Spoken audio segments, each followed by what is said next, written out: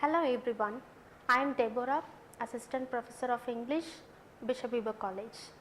Today I am going to teach you the concept of Rashomon effect, how it is dealt in the text Inner Groove by Ryonosuke Akutagawa. So this is a Japanese text and it is translated into English. Before that, before going into the concept, I want you to know about the concept with an illustration. So if you can look at this picture, many people or else a few people who are blindfolded are asked to touch various parts of an elephant. So for example, if a man touches the tail of an elephant, he thinks it is a rope because he is blindfolded, and then one who touches the trunk think it is a snake, and one who touches this tusk thinks that it is a spear. So this is how they believe what they touch. They believe what they think. This is how the perception varies from person to person. This is an illustration for the Rashomon effect. But if we go into the definition, you can see that the phenomenon where different people provide contradictory accounts of the same event or action. People will be thinking with their own perception and think it is true. So this is how this Rashomon effect come into effect, and this word was first used by the Japanese director Akira Kurosawa in 1950 in his film titled Rashomon. In that story, there a crime scene takes place which depicts multiple conflicting perspectives of a crime. So every witness gives a testimony from their perception, from their point of view. And if we get into the key elements of Rashomon effect, the first one is subjectivity. So there will be subjective truth. When we come to subjectivity, it is about personal element or personal point of view, and here the personal biases and experiences influence individual accounts. So from the illustration we can see that what we think, what we believe, what we touch or what we see is the truth that we believe. So this is how subjectivity comes as an element into the Rashomon effect. Second element is the memory and perception. So whatever we think which is true from our childhood, we think and it gets into our memory. So when we get to learn about the new things or the new elements, and that memory or perception gets into our mind. This is how our memory and perception varies from our stage to the next stage. And upon the next element, narrative reliability, we get many narrative structures, many narrative perspectives, and this is how we come to a truth where we can get the truth from a particular evidence or a proof. So the challenges of determining which version, if any, reflects objective truth. If we don't get any evidence, it will remain as a subjective perception. And even the Rashomon effect is common in our day-to-day life. For example, there are many contexts where we can see the Rashomon effect. For the first example is the legal system, where in our court of law we can see the plaintiff and defendant, or the petitioner or the respondent. They will be giving two evidences to the judge or the Lord honor. They will be giving two evidences and the judge will be coming into a conclusion with who has the evidence. Without evidence, the judge cannot come to a conclusion that this is right or this is wrong. Even the wrong person also get a victory with the perfect evidence. We cannot come to a conclusion without the evidence. So this is how Rashomon effect comes inside the court of law.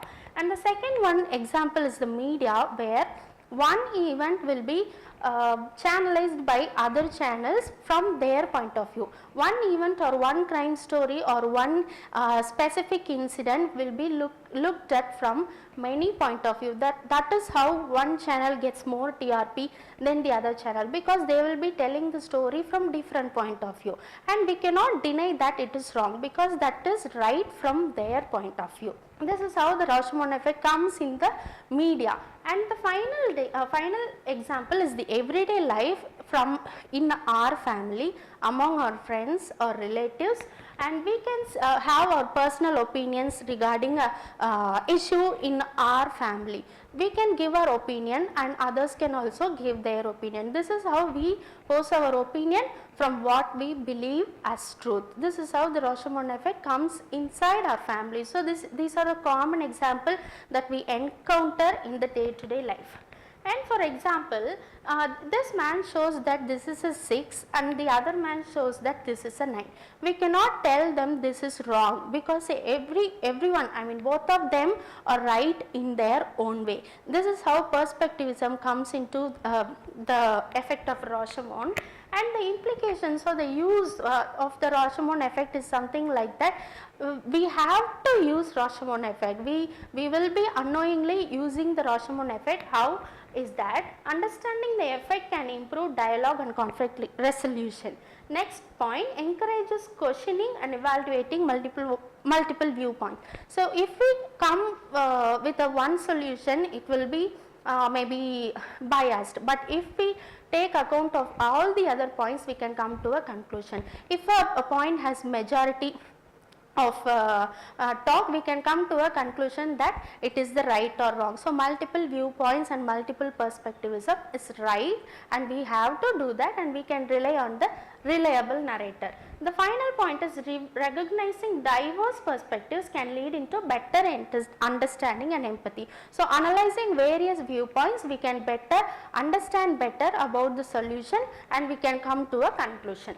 Similarly, we have Rashomon effect in our alphabets too. For example, the letter D from one person can act as a B from the opposite person, and then the letter Q can act as a P from the opposite person. So we cannot deny that you are wrong, because it always has two sides, it always has two perspectives.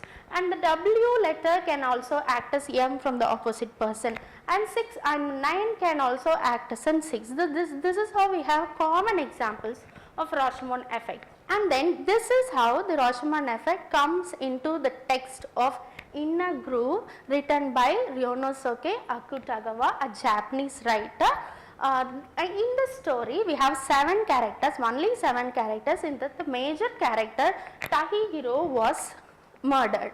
This story has multiple versions of testimonies, where every one of them will be giving an account or giving a testimony, giving a witness to a high police commissioner. The high police commissioner will be asking one by one what happened in that crime, what happened during the murder, what happened during that scene. So everyone will be giving their own versions of their testimony, and in the end, the High Police Commissioner cannot come to a conclusion, because there will be no specific evidence, there will be different version of the text. For example, even the Tahiko's wife will be giving a different version of a story, and Masago's mother will be giving altogether different version of the story, what happened during that murders. So we have the subjectivity of truth.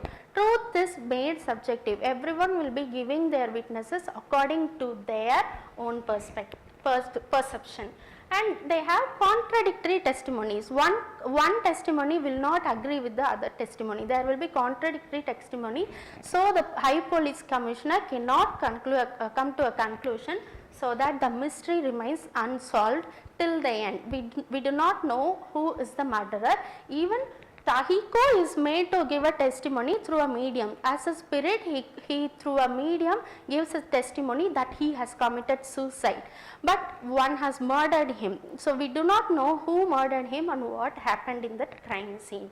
So in this, we have complexity and ambiguity. For example, since there are multiple perception of the characters, we cannot come to a conclusion. This is a key element or a characteristic of a Rashomon effect. And unreliable narrators, we cannot rely on one narrator, he is telling the truth, or else even the Tahiko, the protagonist, is telling the truth. We cannot come to a conclusion.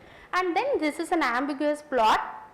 Many events will be narrated in back and forth movement, flash forward and flash back technique. And then there are complex characters, they don't tell the truth because they will be caught. So they will be telling subjective truth. and then the truth is elusive. We cannot come to a conclusion that it is only the perfect truth. This is a picture from the movie Rashomon, and then this is an era of post-truth. I want to conclude that we live in an era of post-truth where truth is deferred, truth is made to pass, and truth depends only on people's opinion and individuals' perception. Gustave Flaubert, a French critic and writer, tells that there is no truth, there is only perception. So, truth relies on only perception, and this is how the Rashomon effect is dealt in the text in a group. Thank you.